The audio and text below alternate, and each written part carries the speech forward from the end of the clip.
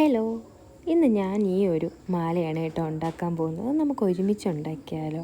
അതിനോടൊപ്പം ഞാൻ നിങ്ങൾക്കൊരു കഥ കൂടി പറയാം. വെറും കഥയല്ല, എൻ്റെ ജീവിതത്തിൽ ആദ്യമായിട്ട് ഈ ഒരു മുത്തുകോർക്കൽ പരിപാടിയിലേക്ക് ചുവട് വെച്ചൊരു കഥയാണ്. എന്തായാലും ഒരു വീഡിയോ കൊണ്ട് ഈ കഥ തീരാൻ പോകുന്നില്ല. പാർട്ട് 2 ആയിട്ട് കൂടെ അപ്ലോഡ് ചെയ്യേണ്ടി വരും.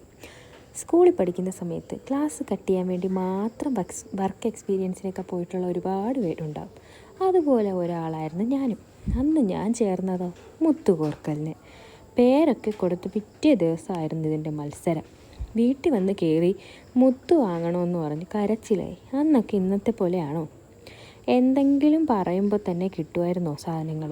ഇല്ല, കിട്ടില്ലെന്ന് ഉറപ്പായപ്പോൾ എൻ്റെ കയ്യിലുള്ള പുതിയ മാലകളും പഴയ മാലകളും എല്ലാം ഞാൻ തന്നെ പൊട്ടിച്ചെടുത്ത് മുത്ത് ശേഖരിച്ചു. അതിന് പിന്നെ പ്രത്യേകിച്ച് വഴക്കൊന്നും കേട്ടില്ല. പിറ്റേന്ന് ഇതെല്ലാം ആയിട്ട് സ്കൂളിലോട്ട് പോയി. ഒരു കാര്യം നിങ്ങൾ കേൾക്കണം, മാല ഉണ്ടാക്കുന്ന ഒരു സാമഗ്രിയും എൻ്റെ കയ്യിലില്ല.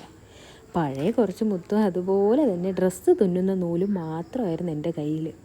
ഇതിനെല്ലാം പുറമെ എന്നെ ഫുൾ സപ്പോർട്ട് ചെയ്ത് എൻ്റെ ബെസ്റ്റ് ഫ്രണ്ട് എൻ്റെ കൂടെ തന്നെ ഉണ്ടായിരുന്നു, അദീന. അവൾക്ക് ഇതിപ്പം വല്ലതും ഓർമ്മയുണ്ടോ ആവും. അങ്ങനെ പരിപാടിയെല്ലാം തുടങ്ങി. ഞാനൊന്ന് നോക്കി കൂടെയുള്ളവരുടെ കയ്യിൽ വല്ലതും ഉണ്ടോ എന്നൊക്കെ. അപ്പോൾ ഭാഗ്യം, ആരുടെ കയ്യിലും പ്രത്യേകിച്ച് വലിയ സാധനങ്ങളൊന്നുമില്ല.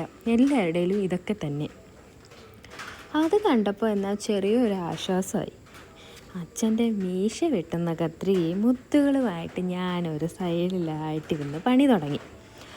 ഫുൾ സപ്പോർട്ടായിട്ട് അദീനയും എൻ്റെ കൂടെ ഉണ്ടായിരുന്നു. പണി തുടങ്ങിയപ്പോൾ കൂടെ ഇരുന്നവരൊക്കെ കങ്കൂസ് നൂലൊക്കെ എടുത്ത് പരിപാടി തുടങ്ങി. ഞാനിതെന്ത് ചെയ്തിട്ടും എൻ്റെ നൂലിൽ മുത്ത് കയറുന്നില്ല. തുണി തയ്ക്കുന്ന നൂലിൽ മുത്ത് എങ്ങനെ കയറാനാണ്?